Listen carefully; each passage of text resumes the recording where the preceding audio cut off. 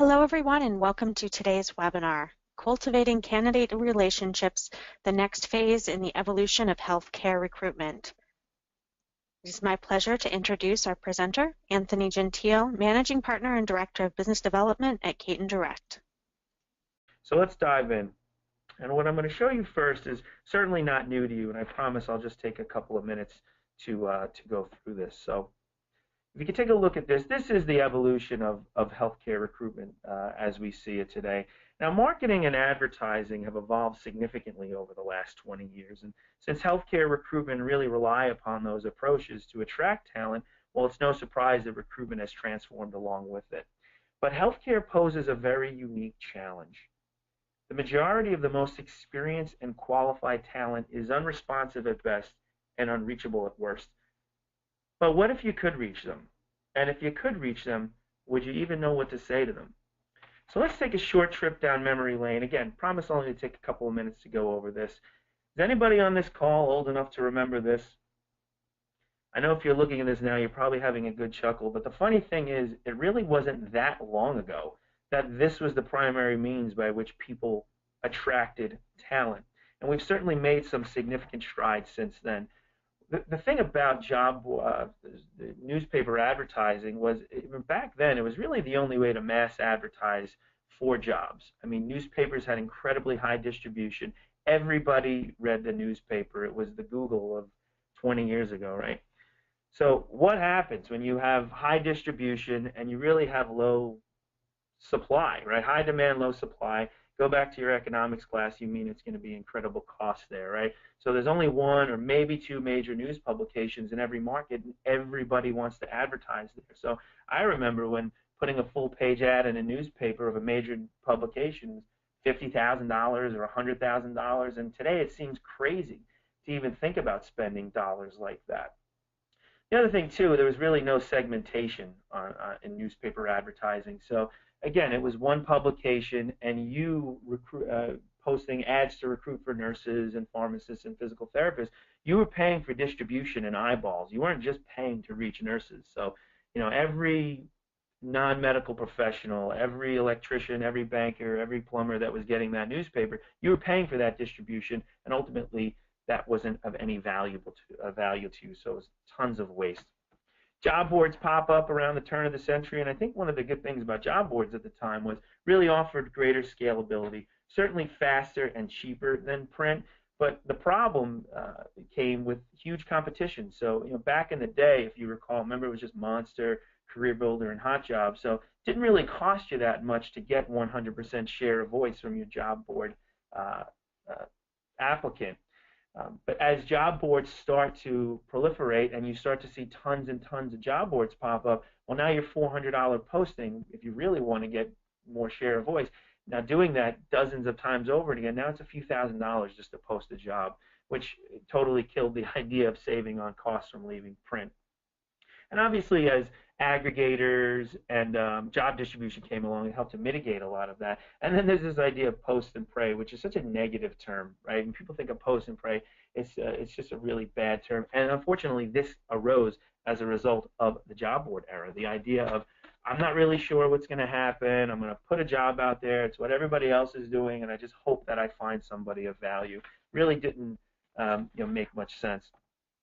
We see in the mid-2000s social media become all the rage, not just obviously from a recruitment perspective, but from a societal perspective. I mean, everybody is utilizing social media. Big corporations and even small corporations are utilizing it to connect their their brands in general, with consumers. And we start to see recruitment marketers leverage this approach too. So it becomes all the rage. Everybody develops a social media strategy. There's a huge cottage industry that arises as a result of that. But what we ultimately find is that healthcare professionals just weren't really using social media to search and apply for jobs. And maybe some of the job seekers were, but the larger, more experienced portion of the talent pool, and we'll talk a little bit more about that in just a moment, it really wasn't an effective means to reach those people. So further down the line in the evolution, we get to this. Is anybody here familiar with Google? You heard of this company? The cute little startup around the turn of the century, and they've done some pretty good things since then. All jokes aside, I mean, Google really changed the focus on job search. And not just Google. I mean, there's a lot of different search engines around, but obviously Google is the biggest one. It really helped to leverage what consumers were doing. So as we kind of rewired our brains to think of Google and search in general as the way to search for information, going on vacation, I need to find a hotel, or I want to research a new car I want to buy, or who was the 12th president, whatever it is, we start to think of Google as the answer to our problem. So it becomes, well, if Google can solve my problems and answer my questions, well, why can't it help me with job search? And that's exactly what happens. And essentially, Google becomes the largest job board in the world, right? One of the problems with that, though, is, I mean, it's glaring at you right on the screen, right? What's jumping out here? Who's the only logo and the only brand that you see here? It's Google's. And if you do a job search, and let me just put up an example here, RN Job Seattle. If you actually do a job search on Google, the only thing you see is Google's logo, and you see all of your competitors, and you're just a link on a page. And the reality is all the top results are what? They're going to be Indeed. They're going to be job board aggregators. They're probably going to be staffing companies. You may get to the first page. It'll take you a lot of time and a lot of money to get to that first page. But again, you're spending a lot of money to promote Google's brand, and it's diluting yours. I mean, doesn't that drive you crazy? I hear from my clients all the time that it just makes them nuts to spend all this money on search and Google, and ultimately it's having them dilute their brand. So what's next? Where do we go from here? We've now seen this evolution, and let's get into exactly what we want to talk about today. And consumer marketing and advertising have really already crossed into this next phase some time ago, and smart talent acquisition professionals have recently begun adopting this approach and are seeing great success. So let's explore it. So this idea of recruitment marketing in the candidate journey, and let's define this first of all, because some of you may not even be aware of recruitment marketing. I'm sure to some degree you are, otherwise you wouldn't be here. And some of you may have vague assumptions of what recruitment marketing is, so let's clearly define it. Recruitment marketing is a strategic approach focused on creating and distributing valuable, relevant, and consistent content to attract and retain a clearly defined audience, ultimately to drive candidate action. Think about this. The dynamic between candidates and employers is changing rapidly. With rampant social media usage and the proliferation of content, candidates are now in control of their career search experience. And just as the internet and social media, online reviews, and mobile have changed the way consumers shop for products and services, well, these technologies have also changed the way candidates search for jobs. And what does this ultimately mean? It means that candidates are behaving like consumers. They're consistently evaluating an employer based on its brand and the quality of the candidate experience, and this perception heavily influences their career decisions. And keep something else in mind too. Candidates are far more subjective than consumers, much more easily influenced by what they hear about companies from friends and what they read about on social media. So organizations need to make sure they're constantly providing a great candidate experience. If you want to think of this another way about recruitment marketing in this journey, think of a funnel. Right? And anytime you think of a funnel, you're smack dab in the middle of marketing 101. And if candidates are behaving like consumers, then we should think of recruitment marketing the same way. At the top, you have the talent pool. And these people are not part of your talent community. They're completely unaware of your positions and totally unaware of your employer brand. And the goal here is obviously to get the candidate to apply, but candidates, specifically highly experienced candidates, need to journey through this funnel before taking an action. You need to create interest and awareness first. But the problem is, with your current tools and messaging, you're trying to take someone who's unaware and move them right to the application, a strategy we know just doesn't work. So how do we know that recruitment marketing works? I mean, are the few early adopters in healthcare recruitment marketing just been lucky? The answer is no. In fact, they're simply leveraging what our friends in the consumer marketing world have done and have been very successful with. So let's take a look at this. I put up a snapshot here from a company called HubSpot. Some of you may be familiar with them. Most of you probably aren't. HubSpot is one of the leaders in marketing automation software solutions, and they certainly have a lot of competitors. And marketing automation is already a huge industry. But just to give you a sense of how big this is, experts are predicting that by 2019, marketing automation will be close to a $6 billion industry. So no shortage of organizations and brands that are adopting this strategy as a way to push sales and push engagement. Another great example is Burson by Deloitte. And some of you probably might be more familiar with Burson. If you're not, I certainly recommend that you subscribe to their blog because it's great content on there. Burson delivers research-based people strategies that are designed to help HR leaders drive exceptional business performance.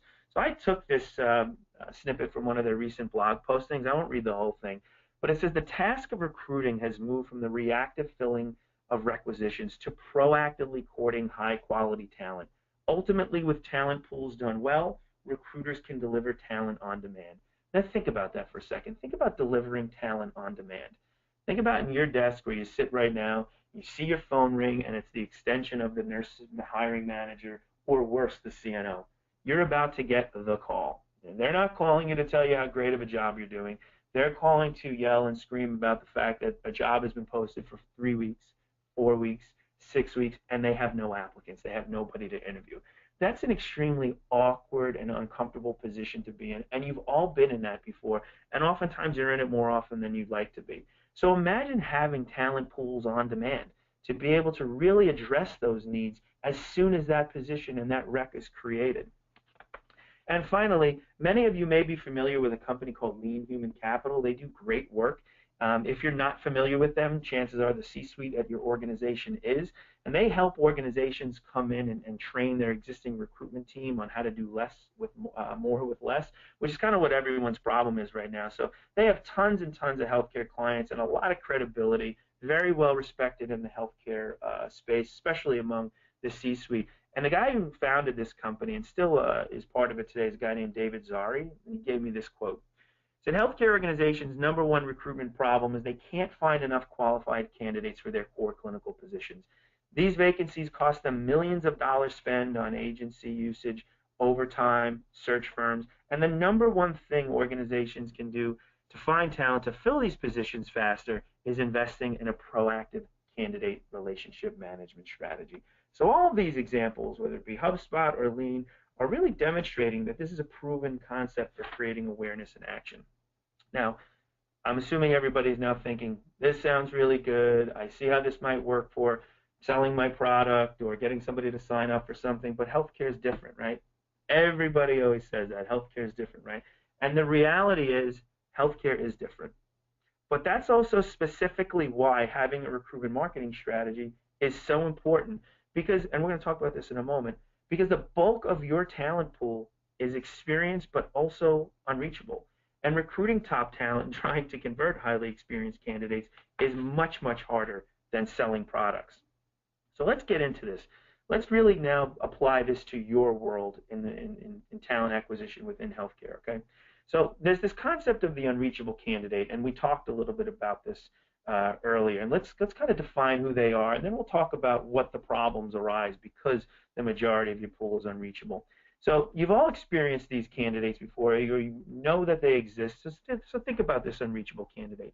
Very experienced, very talented, not looking for a job, doesn't really know anything about your organization because it doesn't matter to them. All of your branding is invisible. They're certainly not going to your career page. If they do by chance stumble upon some messaging from you, it's all smeared with apply now, apply now, apply now, so they completely ignore that because it doesn't matter.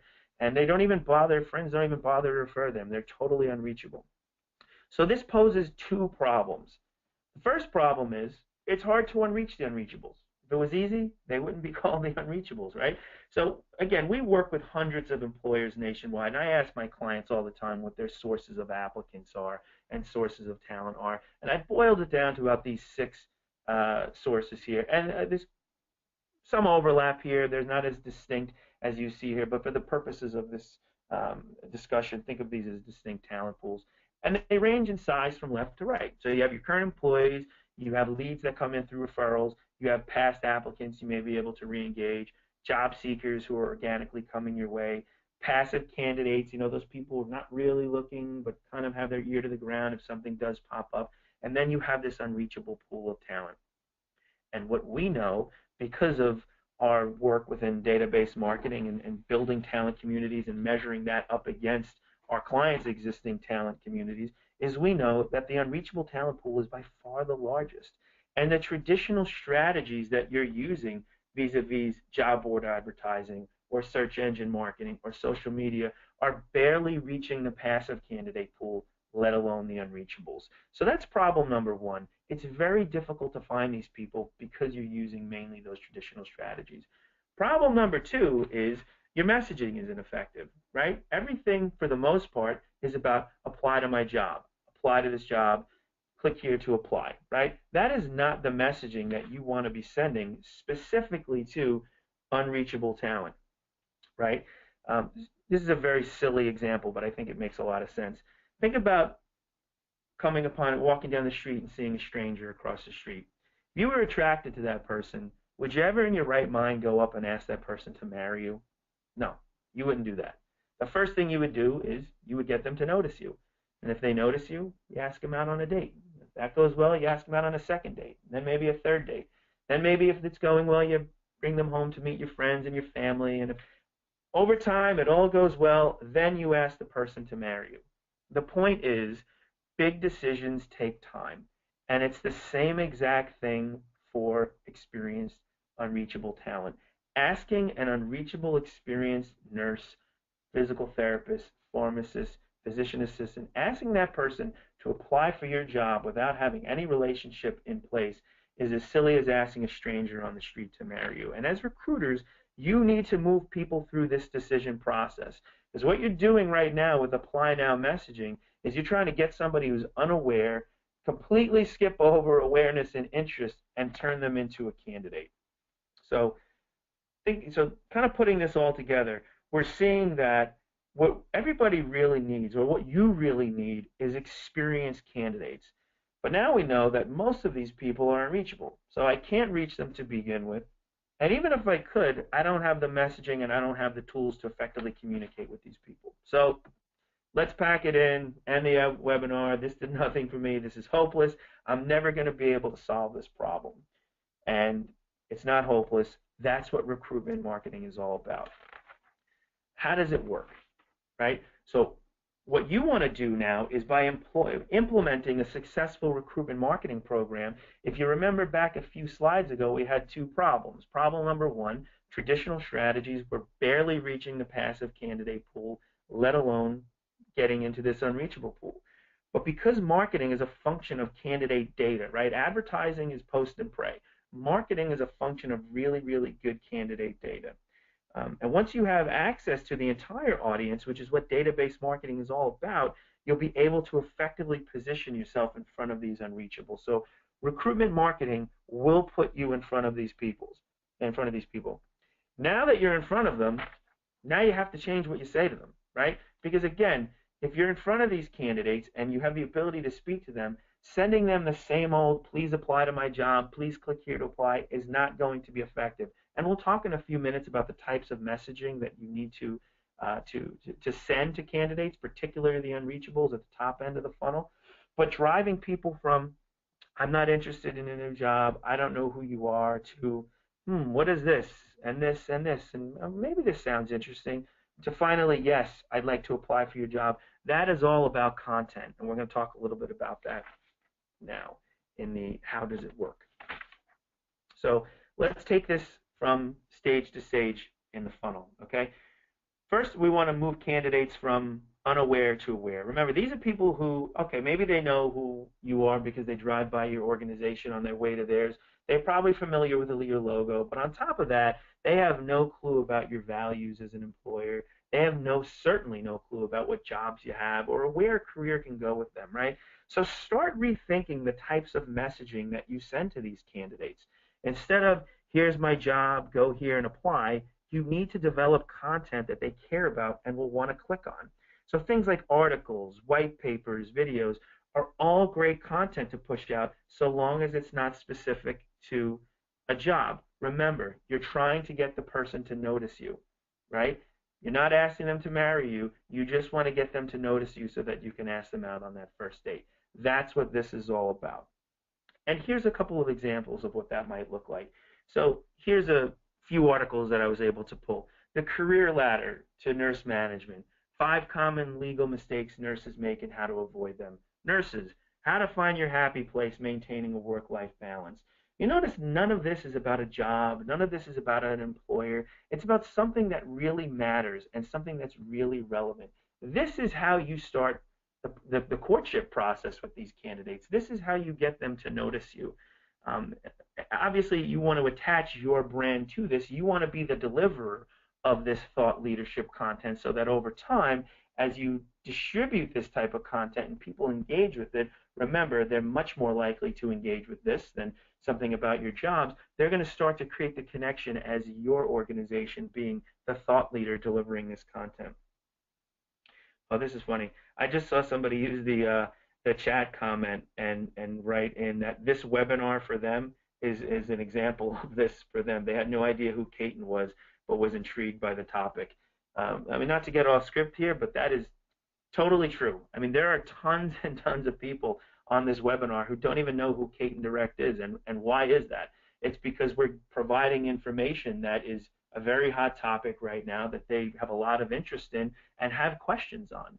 Now, I mean, admittedly, if we had sent out a marketing email, hey, we're Katon Direct, buy my product, if you don't know who we are or unfamiliar with what we do, you're probably going to delete that email. But this is kind of our way of helping to create unawareness for employers out there who may be unaware of what we do. So whoever chatted that in, that's a really, really good comment, and I'll certainly follow you up with a thank you note after this. But perfect example. Imagine if you could do what Katon Direct is doing for all of you on this webinar, and there's well over 100 people on this webinar right now. Imagine if you could do something similar to your nursing community. Think of how many more people you would get and drive interest from, as opposed to just saying apply to my job. So now we've created some goodwill here, right? You've created some awareness. People know who you are. You're delivering all this content and you're measuring it, right? Because you have a system in place to do that. So you're measuring this. Our job now is to take these people who are aware and get them interested.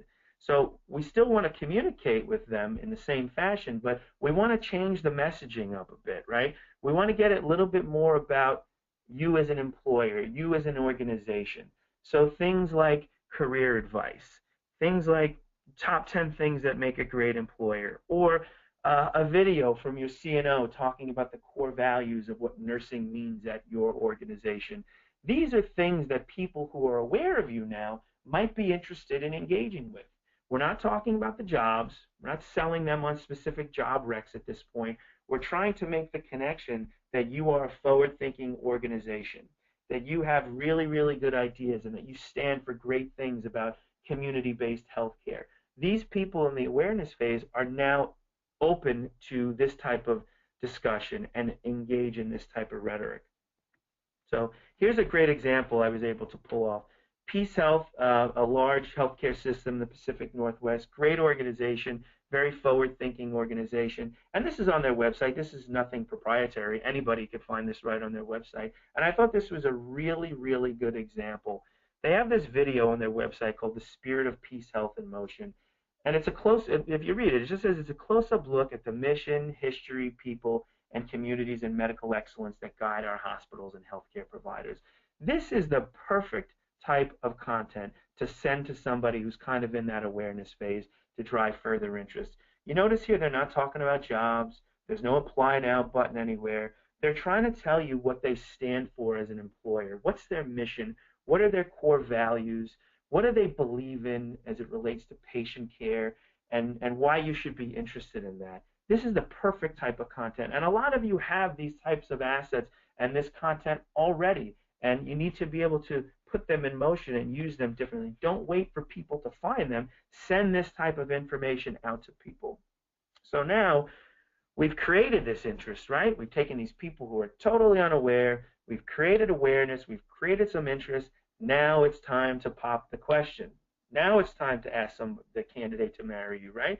So things like picking up the phone and calling them. I know recruiters, by and large, don't like to do sourcing, but imagine this. Imagine if you had a talent pool where you knew who they were, you knew what their background was, you know that they're aware of who you are. Furthermore, you know that there's some level of interest in your organization because you've measured that engagement, right? Now picking up the phone and calling that person, you're much more likely to convert that person than if you just picked up a number and dialed randomly in the phone book, right? So it takes the job of sourcing and makes it a lot easier. And then obviously there are other marketing functions, and we do this all the time at Katon. Direct mailers, email blasts, personalized to that person, because now I know who they are. It's not just an RN licensee. This is a person I know is an ICU nurse. I know they're a manager. I know what content they've engaged in. I know what they're interested in. So now I can communicate with them in a very specific and relevant way. Finally, let's take a look at what your funnel looks like before instituting a recruitment marketing strategy and afterwards. So on the left-hand side, you have what you're doing right now. And on the right-hand side, that's what your funnel looks like after instituting a successful recruitment marketing program. Now, there's a few things that should be glaring here on the screen. First and foremost, the funnel on the right, the one that's powered by a successful recruitment marketing strategy, is wider and there's more people in it, right? It's just a larger funnel, okay? And that's because you've significantly increased the base. On the left-hand side, you're using mainly advertising, and then those strategies are only reaching a tiny portion of the population, so not that many people can get into your talent funnel. On the right-hand side, because you're now marketing, and because you're database marketing specifically, you're able to open up that base and significantly target more people and drive them into the funnel. So it's a wider funnel, it's a larger funnel, there's more people in it. But the other thing you should notice here is the call to action. Look on the left-hand side. Where's the Apply Now button? It's at the top of the funnel. The Apply Now, the popping the question, the asking somebody to marry you is at the wrong stage of the funnel because you've not created any awareness or interest at all yet. Okay? I would bet, and I'm just saying this here because I speak to organizations all the time, if you have an applicant tracking system that measures, and a lot of them do, if you have an applicant tracking system that measures the difference between the number of people that start an application and compared to the number of people that finish the application, I would guarantee that the majority of you know that you see huge abandonment rates, meaning that a lot of people start the application, but very few people, or a very small percentage of those people, actually complete it. And why is that? It's because you're asking somebody to do something that they're not ready to do. Right? You want to create interest. You want to get them to notice you. The last thing you want to do is have that person tell that person to apply to your job, right? They're not ready to do that. They click on apply and they're looking for some more information and it says step 1 of 13, right? Bye-bye. That's when they exit and you see huge abandonment rates and nobody wants to go through that. On the right-hand side, look at where the apply now is. It's moved down towards the bottom, towards the end of the funnel, where it really belongs. You've created the awareness. You've created the interest. Now it's time to pop the question. Now it's time to get somebody to apply. And that is how you drive unreachable, highly experienced candidates down your funnel and ultimately get conversions by moving that apply now button to where it really belongs.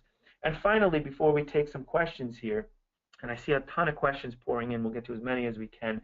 What is recruitment marketing? It's evolved recruitment. It really is the next stage. And not to say that these other strategies that you're using, job board advertising and social media and search, not to say that you should abandon those strategies. You should continue to do those.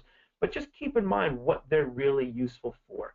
They're really useful for job seekers, right? People who are predisposed to looking for career opportunities are the candidates that you're going to get from those types of strategies.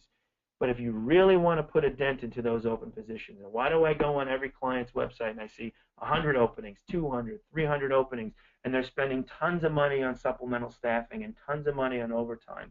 It's because they're not effectively reaching the wider base of unreachable talent. So we'll open it up to some questions here. Obviously, here's all my contact information here. We would love to show you how this works. It's very simple. It's very inexpensive to get a recruitment marketing going and off the ground, and very quickly you'll start to see the immediate effects of that. So we'll open it up for some questions here. Again, take down my contact information and please reach out to me. I look forward to hearing from you. Thanks so much, Anthony. Yeah, let's jump into some of these questions. As a reminder to everyone, you can still submit your questions through the questions pane in your attendee control panel. So here's the first one, Anthony. Is my advertising agency doing this for me? Is my advertising agency doing this for me? That's a really good question. I would say there are a few advertising agencies out there that do have some strong capabilities to do portions of this. So you definitely want to check with them. But by and large, I think the majority of advertising agencies out there don't have a lot of core competency and expertise within the space of recruitment marketing. Maybe on the messaging, again, some of the really good ones, and there are a few good ones out there on the messaging and content side, can definitely help out with that. But in terms of the database side, I mean, they're not really in the world of database marketing or anything like that. So Mhm. I would check with them, but the reality is that most of the agencies out there don't have any core competencies or expertise within it, but some of them do. Thank you. Okay, here's the next one. Any idea how large the unreachable talent pool is? Yeah, for sure. And in fact, this is one of the things that we could certainly help you out with, and it just be an eye-opening experience. What we can do, since, I mean, from our database perspective, we have over 10 million healthcare professionals on our database. It's pretty close to every single licensed healthcare professional in the country.